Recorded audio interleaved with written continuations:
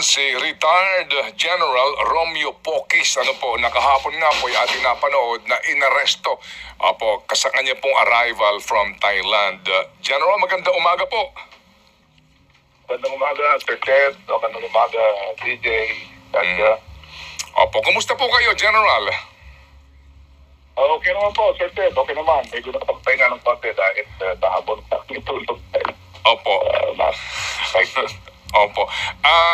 Pwede ho ba namin malaman muna ano ho ba ang inyong pinagdaanan kahapon nung kayo po ay pinusasan, hinuli po kayo upon arrival po from Thailand para lang ho maintindihan po ng ating mga kababayan? Opo. Kinasuhan po kasi ako ng CIDG ng inciting to sedition at inciting to rebellion. Yun naman pong inciting to rebellion ay hindi nag-prosper at hindi ng judge. Ang nag-prosper lamang ay itong inciting to sedition. So, ang problema doon, yung aming pinisyon kaagad ako ng ng arrest warrant. At yun nga, because of the arrest warrant,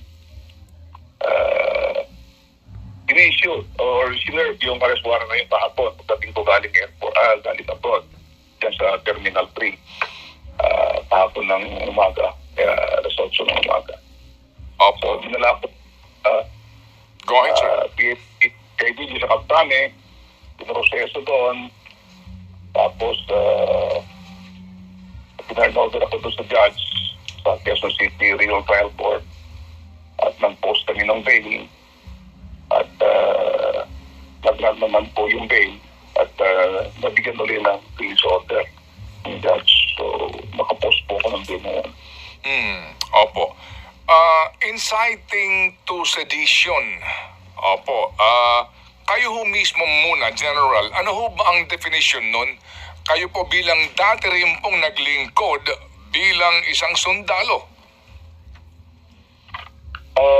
Ang inciting to sedition kasi parang naghihikayat ka di ba, na yung mga taong bayan na babagsakin ng gobyerno. Parang gano'n.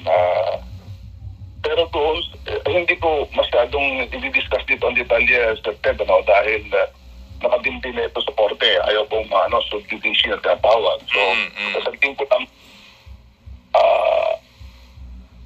yung inciting to sedition ay magkikayat ka na pabagsakin ng gobyerno, hindi naman po namin ginagawa yun. Kami naman po ay nagpapahayag ng mga damdamin tulad ng mga karamihan mga Pilipino dito sa matinding korupsyon na nangyayari sa bayan natin.